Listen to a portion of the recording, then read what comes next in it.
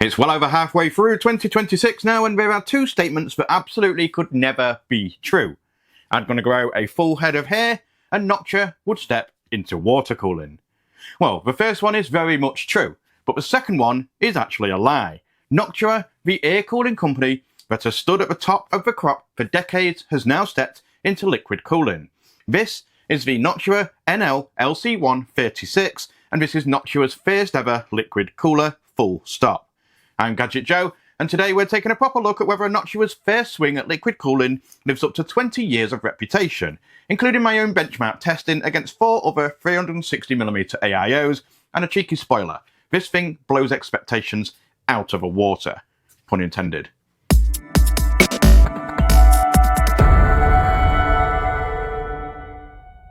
Before we get into the cooler itself, it's worth sitting with just how long this has been coming. Noctua built its entire brand on air cooling. The NH-D15, the NH-U12A, the whole Chromax lineup. It's all air. Every single one of their products for over 20 years has avoided liquid entirely, and there's always been a sense that Noctua saw AIOs as a bit of a compromise category, full of RGB screens and marketing gimmicks over actual engineering. The NL-LC1 series changes that. It launches in 3 radiator sizes, 240, 360 and 420mm, and the model that we have in front of me today is the middle child, the NL-LC1-36. Noctua doesn't do minimal packaging, and this is no exception. Alongside the radiator, pump and 3 fans, you get the secure firm 2+ mounting kit with offset options for AMD AM5 and AM4, as well as Intel LGA 1851 and LGA 1700. A Torx T20 screwdriver, Noctua's own NT-H2 thermal paste, a thermal paste guard specifically for AM5, a cleaning wipe, a 3-way fan splitter cable, and a 30cm extension cable with anti-vibration gaskets pre-fitted to each fan, and even a metal Noctua case badge. If you've ever built with a Noctua air cooler before, this box will feel instantly familiar. Here's a bit that might surprise people who assume that Noctua have built an entirely new liquid cooling platform from scratch. They haven't, and honestly, it's the right call. The NL-LC1 series is built on Asetek's Emma Gen V2 platform, a proven, mature closed-loop system that's already established itself as one of the most reliable bases in the AIO market. And it's the same pump core used inside other AIOs from premium manufacturers. So why license an existing platform rather than go fully in-house, or jump straight to something newer? There's a few reasons for that. First is reliability. The risk with any first-generation product isn't really cooling performance, it's pump longevity, mounting consistency, and warranty handling over years of use. And starting from a platform with a genuine track record massively de-risks that. Secondly is that Asetek quotes roughly a 2 degrees Celsius either side per 100 watt improvement from this Gen 8 V2 pump over its V1 predecessor. So it's not a legacy part being coasted on, it's the current mature revision. And third, going with a proprietary in-house pump for a first product would have meant Noctua asking customers to trust an unproven mechanism at a premium price, which is a much harder sell than trusting a known quantity with Noctua's own engineering layered on top. The trade-off is that the Emma V2 pump on its own isn't the quietest pump on the market straight out of a box. Several outlets have made at that point, and that's precisely where the next part comes in. This is one of the most interesting pieces of engineering on the whole cooler, and it's Noctua's answer to that stock pump noise. Pump noise has always been the ugly side of AIO cooling. Yes, you can slow fans down or swap them out, but the pump itself has traditionally been a fixed source of tonal hum, buzz or high frequency whine that never really goes away. The NL-PNA1 is a custom engineered pump cover that Noctua claims is the world's first of its kind on an AIO. It uses a 3-layer acoustic soundproofing structure combined with a tuned mass damper effect. 1 layer of soft open pore foam sits directly above the pump to absorb higher frequency noise. A dense mass barrier in the middle blocks and reflects lower frequencies. And the outer hard shell acts as a mass node that counteracts the pump's own vibration, sitting on floating silicon mounts so structure-borne noise doesn't transmit into the case. The goal isn't just to reduce the measured decibel figure, it's to shift the character of that noise away from the sharp, high-pitched tones that make a quiet room feel less quiet. There's also a Noctua branded faceplate on the front of it which is magnetic, and that can be swapped out for the NL-LC1 auxiliary fan, which Noctua included in my review sample, and I'll get to this very shortly. The pump offers 3 profiles. Quiet mode is the default, capped around 2100 RPM and rated under 5 dB. Balance mode goes up to roughly 2600 RPM for around 7.8 dB of extra thermal headroom, and manual mode opens up the entire range up to about 3400 RPM, rated at roughly 14.9 dB for anyone who wants a fully custom curve. There's also a built-in safety net. The pump automatically boosts speed for the first 50 seconds after power on to help bleed air out of a loop, and an integrated liquid temperature sensor will force the pump to ramp up if coolant temperature climbs above 45 degrees, regardless of which profile is selected. Noctua hasn't cut any corners on the fans either, and honestly this was never going to be a doubt. The NL-LC1-36 ships with 3 of Noctua's flagship NF-A12x25 G2 PWM fans, the same award-winning 120mm model that's been the benchmark for premium airflow to noise performance for years. What is new is how they've configured them together. The 3 fans run in a PPA, PPB and PPA pattern, meaning the middle fan is offset by plus 50 RPM and the 2 outer fans by minus 50 RPM relative to each other. That small deliberate mismatch stops the fans locking into sync with one another, which is what causes beat frequencies and periodic humming when identical fans run in close proximity on the same splitter. It's a tiny detail, but it's exactly the kind of refinement that separates a cooler that measures well on a spec sheet from one that actually feels polished, sitting a few feet from your ears. The radiator itself is a fairly conventional aluminium design, 400mm long and 120mm wide to suit the triple fan array, but at 13mm thick, it's noticeably beefier than the 25mm radiators found on more budget-focused AIOs. With the 25mm fans mounted, Noctua quotes a total assembly thickness of 59mm including gaskets, pads and screw heads, which should keep it compatible with the vast majority of modern cases. Tubing runs 410mm, giving genuine flexibility for front or top mounting, and the loop is filled with a glycol-based coolant that isn't user serviceable, so this is very much a sealed, install and forget unit. Installation runs through Noctua's proven secure Firm 2 Plus mounting system, supporting AMD AM5 and AM4, as well as Intel LGA 1851 and LGA 1700 out of the box, with offset mounting holes on both brackets that shift the cold plate slightly to sit more accurately over the CPU's actual hotspot. Free mounting hardware is available on request for older platforms too, including LGA 1200, older LGA 115X variants, LGA 2011 and AM3 Plus.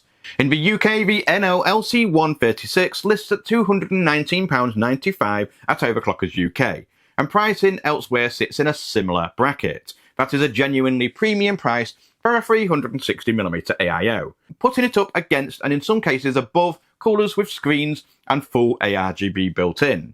What you're paying for here is the acoustic engineering, the flagship fans and a 6-year warranty, one of the longest in the entire cooling industry.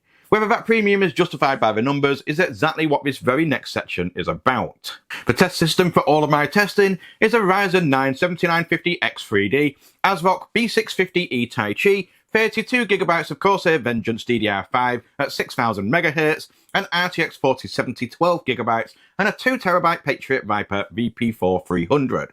I ran the NL-LC1-36 against 4 other 360mm AIOs, the Valkyrie V360 LCD, the EK Nucleus CR360, and the Be Quiet Light Loop 360, and also the Antec Vortex View 360 at both 100% and 60% fan speed across 4 separate workloads. I want to be upfront about something before I show you these charts. I went into this testing expecting the story to be about acoustics, quiet pumps, and clever fan offsets, and I assumed the thermal numbers would land somewhere in the middle of a pack, given this is Noctua's first attempt at liquid cooling.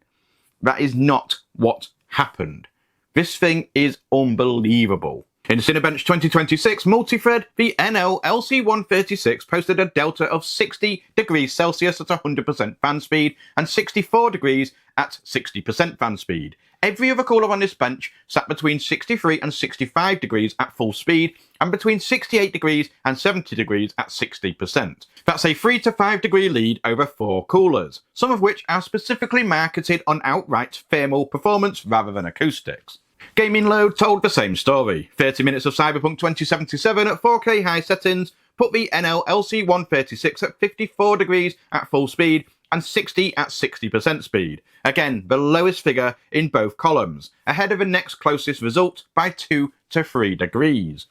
AIDA64 Extreme pushed everything much harder, and the gap held, 67 degrees at 100% and 73 degrees at 60%. This is a pack that ran from 70 degrees up to 72 degrees at full speed. Again, still the best result on the bench by a margin. And under Prime 95 small FFTs, about as brutal a synthetic load as you can throw at a chip, the NL-LC1-36 delivered at 83 degrees delta at full speed and 87 degrees at 60%. Every rival on this chart sat between 88 and 90 degrees at full speed. That's a 5 to 7 degree lead in the single harshest test I ran. So across 4 completely different workloads at both fan speeds, this is a first generation product from a company that had never built a liquid cooler before this year, and it posted the best thermal result on the bench every single time. Now I want to be careful here, because I don't want this review to read like a Noctua advert, so let's put that into context rather than just take the win at face value. This is testing done on one bench, with 5 rivals, under my specific ambient conditions, and I'd encourage you to weigh it against other outlets' numbers too, not just mine. With that said, I'm not the only one seeing this. Independent benches at Tech PowerUp, Guru 3D, and Igor's Lab have separately reported the NL-LC1 series posting genuinely class-leading noise-normalized results, in some cases beating every other 360mm AIO those outlets had previously tested. So this isn't a one-off result unique to my setup. What's actually surprising isn't just that Noctua's first AIO is competitive, it's that a debut product from a company entering a completely new category is outright leading the class it's launched into, at a premium price point that would usually buy you acoustics and not much else. Noctua included the NL-ACF1 auxiliary cooling fan alongside my review sample, so it's worth covering properly. It's an 80mm fan built around Noctua's NF-A8 impeller, and it attaches magnetically to the top of the NL-PNA1 pump cover, in the same spot that metal faceplate normally sits, so fitting it is literally a 5-second job with no tools involved. The problem it's solving is specific to liquid cooling. With an air cooler, the tower and its fans naturally push some air down over the socket area as a byproduct. With an AIO, that airflow largely disappears, since all the air is going through the radiator instead, which can leave VRMs, RAM, and nearby M2 drives running a bit warmer than they would under an air cooler in the same case. Most AIOs that address this at all use small 40 to 50mm fans hidden under a plastic cap, which tend to produce another higher pitched whine and are heavily airflow restricted by their own shroud. The NL-ACF1's uncovered 80mm impeller is a deliberately different approach, larger diameter for more airflow at a lower, less fatiguing pitch, plus a coando effect frame designed to pull that air out sideways across the socket area rather than just blowing straight down. I tested it with and without it fitted for the same ambient, same loop and same workloads. The differences on VRM and RAM temperatures were modest, single digit drops rather than anything dramatic, so I don't want to oversell it, but they were consistent across every run, not a one-off fluke, and a small, repeatable temperature drop on components that otherwise get no direct airflow at all under a liquid cooler is still a genuine win, particularly if you're running memory overclocked or pushing a VRM hard on a sustained all-core workload. At around £20 as an optional add-on, I do think it's worth having, especially if your case doesn't already have strong airflow across that area of the board. If you're chasing the lowest possible price per degree, this isn't your cooler. But based on what I've actually measured, it's not a case of paying a premium purely for acoustics either. The thermal numbers back it up too. If you've built a system to be heard as little as possible, or if you already run Noctua fans elsewhere in your case, or if you want the reassurance of a 6-year warranty, the NL-LC1-36 earns its price tag on more than just reputation. It's also worth remembering that this is a first generation product from a company entering an entirely new category. Noctua have hinted at future LC2 and LC3 generations, and there's already talk of a Chromax black finish arriving later this year for those that are not particularly fans of the infamous Noctua brown colouring theme. For a debut effort, built on a proven Asetek foundation rather than untested one, and backed up by the numbers I've just shown you, this is about as strong a first outing as a company could realistically manage. Well, that's Noctua's first ever liquid cooler, the NL-LC1-36, tested properly against 4 other 360mm AIOs, and it came out on top of every single one of them. 20 years of air cooling reputation has just proven itself in a completely different category. Links, as always, will be down below in the description, and don't forget to click the like button while you're there. If you want to see more independent testing like this, make sure you're subscribed to the channel. I'm Gadget Joe, thanks for watching, and I'll see you in the next one. Goodbye.